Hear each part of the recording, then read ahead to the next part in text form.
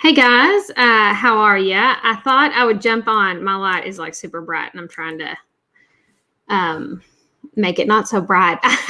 So it's been a little bit. I haven't been doing the live webinars as much. Things have been crazy busy, and so I've kind of taken a break from those. But I don't want to stop hopping on and sharing really cool things when that kind of comes to mind. And so I was working on something last week, my weekly email that I send out. And if you don't get that and you'd like to, you can always go to andymcnair.com and subscribe. There's a little pop-up thing that'll come up and you can fill that out and you will get my emails every week or sometimes every other week when I don't get them done when I should. But as I was writing, I was really focusing on this idea of engagement because I think so often we talk about that. And I know that I've talked about engagement so much on the podcast and on the Facebook Lives, but it really is something that is so important. You know, one of the things you've probably heard me say before is that engagement is that willingness to invest, right?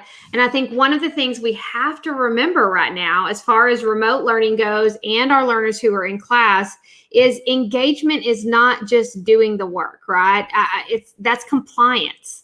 Engagement is about that willingness from them to invest in the learning. But I feel like when I say that so often, it's easier said than done, right? Engagement is not easy, especially with this generation of kids. We're competing with so many different things. And for our learners at home, we are competing with things that we've never had to compete with before. So I wanted to take just a little bit of time, and I've actually visited this before, this whole idea of engaging students with curiosity. But I wanted to share a specific website that I think you can use to do just that, engage your students with curiosity. And so I just want to share one strategy that you can use at the beginning of a learning experience, whether they're learning at home through your LMS like Google Classroom or Schoology, or if your learners are learning in the classroom. And that is to use images, right? Using pictures. And so I wanted to take just a second to show you guys a really cool way that I thought you could do that and introduce you, if you haven't heard of, an amazing place where you can find graphics called Unsplash. And so Unsplash looks like this. I'm actually going to add it where you guys can see it. It's unsplash.com. I'll add that to the comments after I'm done talking because I can't multitask. I'll add that to the comments so you guys can check it out. But I am going to go there and kind of show you what it looks like. So these are just exactly what it says. Beautiful free images that you can use and not have to worry about using. Well, let's say that you want to use an image to start class. So I'm going to pull up this. This is the one I typically use as an example. Some of you may have heard me do so. I just love these pictures. They are amazing. So I just searched insects, and this is what came up.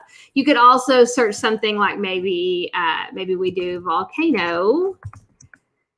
Amazing, right? Like your kids are going to love these because they're just so real and so eye-catching. So let's go back because I want to use the insect example.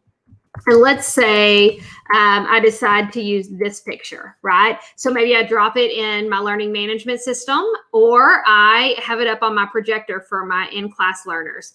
I think it'd be so cool to ask your students to make a prediction about what you're going to be learning about that day. And before we go any further, let me tell you why this is important. I found this great quote, and this is something I don't think that I've shared before as far as Facebook Live goes.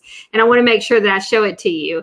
I love this. And I'm going to give you just a second. It'll be at the bottom of your screen. I'm going to read it to you, but you can also see it as well. Students' curiosity, along with their written or verbal predictions, will tune their brains into the perfect zone for attentive focus, right? That's what we're talking about here. That's what engagement is. They are like adults placing bets on a horse race. Stay with me here. Students may not be interested in the subject matter itself, right? They might not be super excited about what they're going to be learning that day, but their brains need to find out if their predictions are correct. Just as the race ticket holder needs to know if he's holding the winning ticket. I love that. That makes so much sense, that just like if we as adults, like I'm not into horse racing, right? It's not my thing. But if I went to a horse race and I was watching it and I said to my husband, hey, I think that horse with the red saddle or the red blanket is going to win, I would watch the race just because I want to know if I was right. The same is true for our learners. So if we can use that as a tool for engagement, if we can ask them to make predictions, what a great way to really get to that willingness to invest. So using something like Unsplash, which is what we were looking at, and using a picture like this, not a bad idea. So let me give you an example of how you could use this. You might have this, like I said, in your learning management system or on your projector, and your question might be, what do you think we're going to learn about today? Well, for younger learners, maybe you are learning about insects. Maybe it is that simple. But what if you're learning about angles? Right? See if they can get there. Maybe it's math class and you're going to be learning about acute and obtuse angles. I can see those in this picture. See if they can make that prediction. Maybe you're in art class and you're going to be learning about texture. There's so many different directions we could go with this. So asking them to predict what they're going to be learning about that day, or asking something as simple as, what do you notice? What do you wonder? Right? And letting them kind of figure that out so that they get a little bit stoked about what they're going to be learning about that day. So again, this is unsplash.com. That's where you can find these images. And as I read that quote about horse racing, I couldn't wait to share it with you guys because I was like, oh my gosh, that sums it up perfectly. And so I will actually include the article that I got that link, that quote from, for you guys to look at and learn a little bit more about that. But just such a great way to engage our learners and get to that willingness to invest, which is so important. You know, I always say that willingness to invest, without it, you cannot get to the opportunity to learn. We have to do the engage piece first. And so if you haven't seen the DMLE framework, which is designing a meaningful learning experience, I would love for you to check it out over at andymcnair.com/DMLE.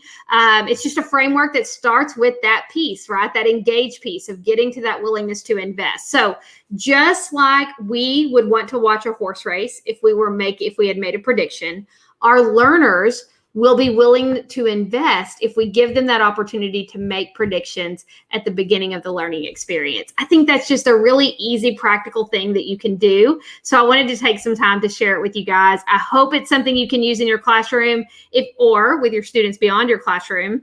If you do so, feel free to let me know in the comments. I would love to hear how you're using images to engage. If you use something other than Unsplash, let us know. It's always fun to collaborate and learn from each other as well.